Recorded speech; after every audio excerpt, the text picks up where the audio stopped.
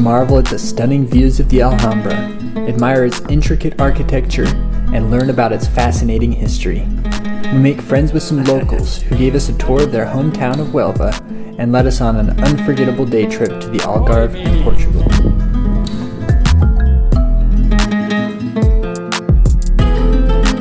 If you're new to the channel, welcome. We're the Dream to Journey family. We left everything behind to travel the world. Thanks for joining us on this week's journey.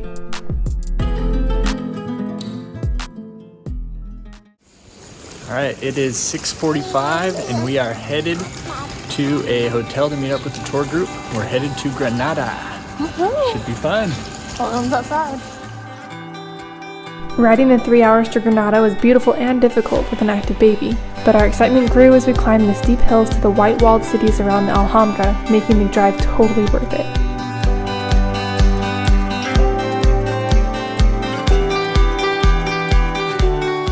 We spent the morning walking the small, bumpy streets of neighborhoods to a charming plaza overlooking the valley.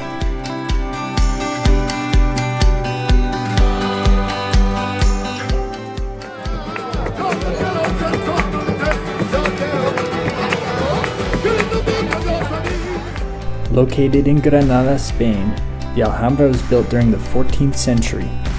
It was initially constructed as a fortress to protect the Moorish rulers, but later developed into a grand palace complex.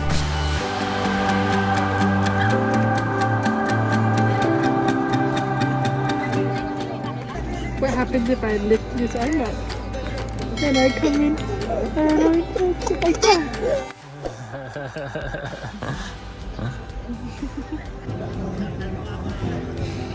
We couldn't get enough of the view and decided to grab a quick bite just a few steps away from the wall. Ready? Oh yeah, Racy. Yeah. After lunch, we hit the cobblestones again on our way to the Alhambra.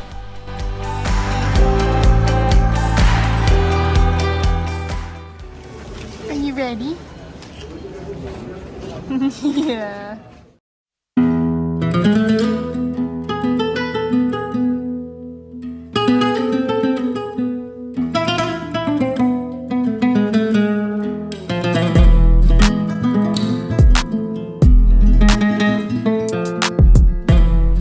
We strolled with our tour group around the outer gardens surrounding the entrance to the Alhambra. Once we entered, we didn't leave nature behind as we walked through beautiful centuries-old courtyards with multiple ponds and fountains.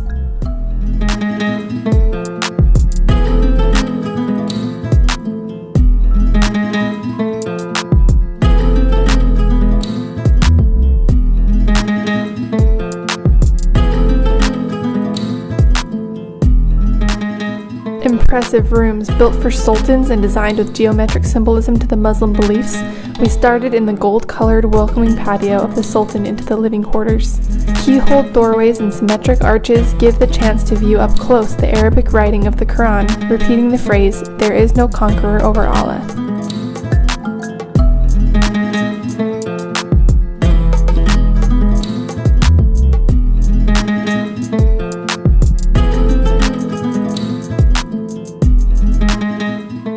If that wasn't impressive enough, do not forget to look up.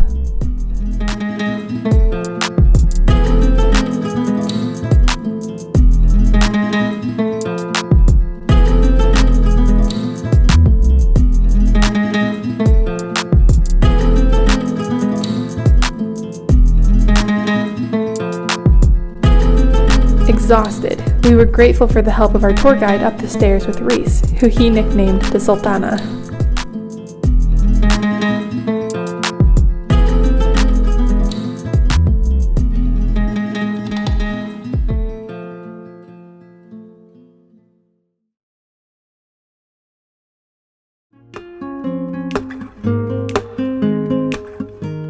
Upon returning home in Seville, we found comfort in our favorite breakfast spot that has been running for over 100 years.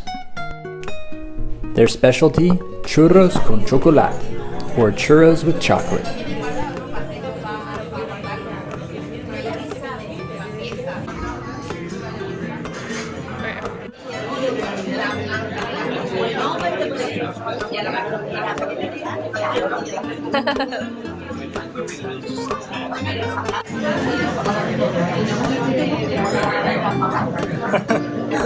That's a big bite. Oh yeah.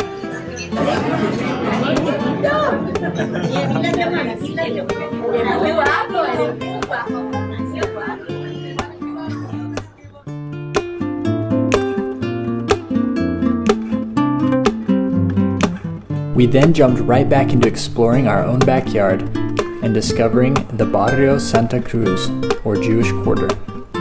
Some of these medieval streets have been given the nickname of kissing streets due to being so narrow that you can reach across and kiss your neighbor.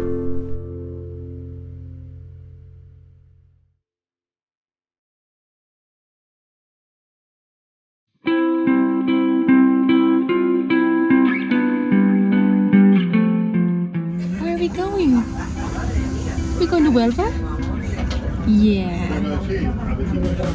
For the weekend, we were invited by a friend of the family to come visit his home in Huelva. Pedro quickly became our guide, showing us around his hometown. Say hi.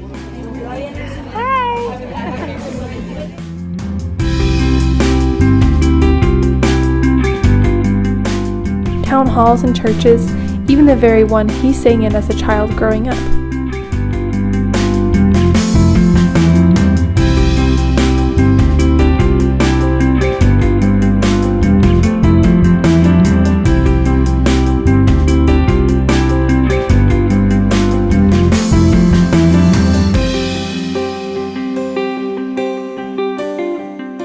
As a transportation engineer myself, I enjoyed watching streets, once filled with cars, being turned to pedestrian and bike zones. After a short drive, we learned why Huelva deserves a special spot on the map. From here, Christopher Columbus set sail for the Americas with the Niña, the Pinta, and the Santa Maria. We visited the models on site and loved exploring ships and picturing the stories and history that we've been taught since elementary. Columbus set sail on his first voyage in 1492 with a crew of about 90 men and made 3 subsequent trips to the Americas in 1493, 1498, and 1502. Attention!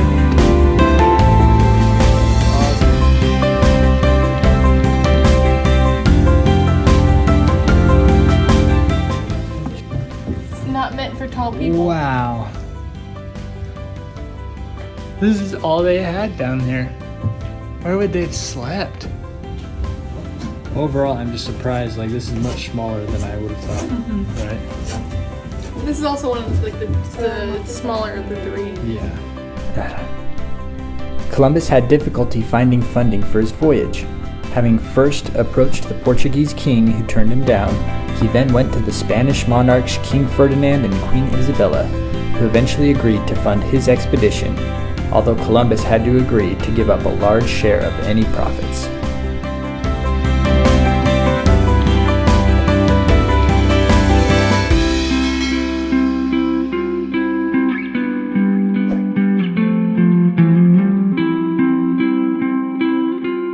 Pedro was kind enough to invite us to his favorite seaside seafood restaurant.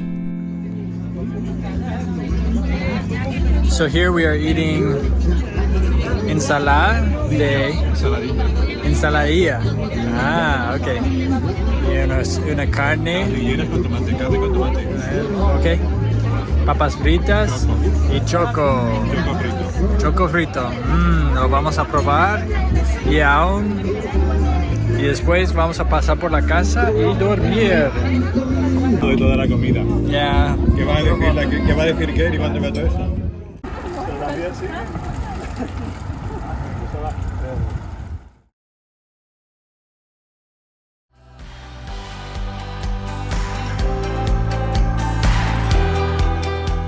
To end such a perfect day, we drove to watch the sunset into the Atlantic Ocean from the pristine beaches of El Rompido.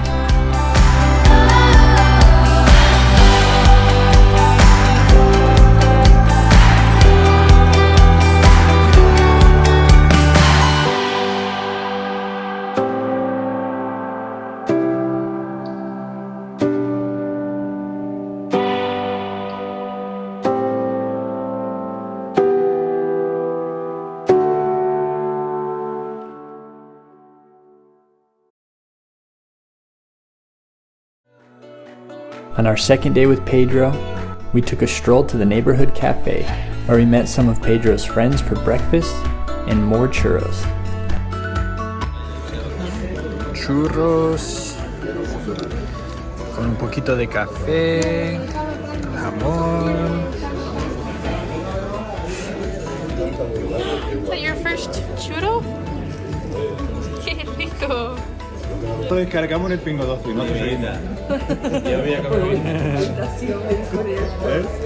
Llorando por la esquina ahí, con la dos. Qué malvado es. Con la dos grabadas. Dale, va, oye.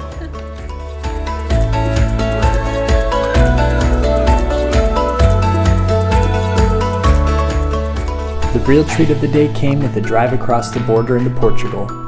We were so surprised by the change of topography, architecture, and culture just 30 minutes away from Spain.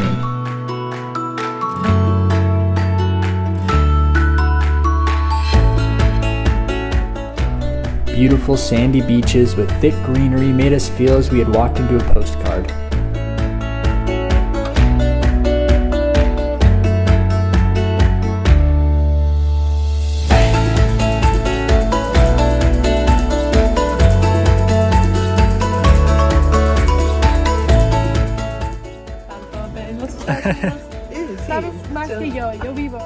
Perched on the top of a hill, a service was ending in a white-walled church house that overlooked the ocean.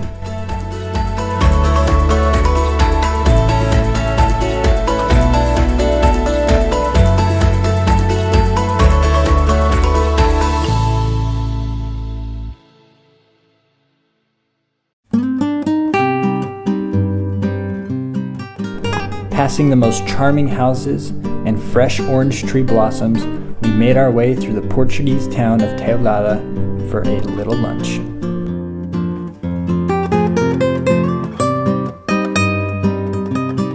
We ended up stopping at the restaurant Zeca da Bica, where we had some of the best food on our trip up to this point. Reese loved it as well.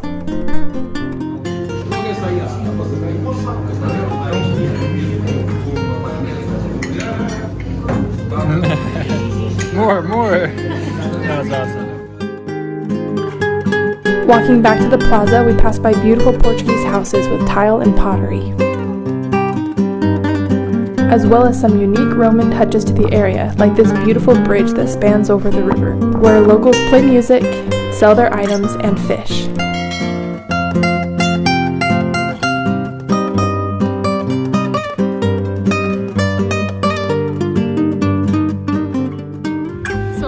Pedro, he taught me all these little roofs here.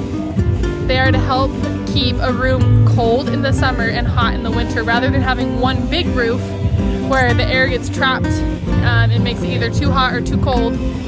They make all these little tiny roofs to help control the airflow. Kind of interesting. We absolutely loved our short time in Portugal and will be sure to be back again soon.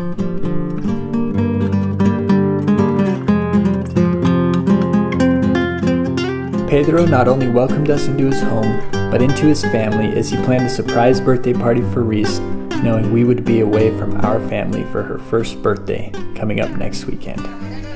Gracias, Pedro.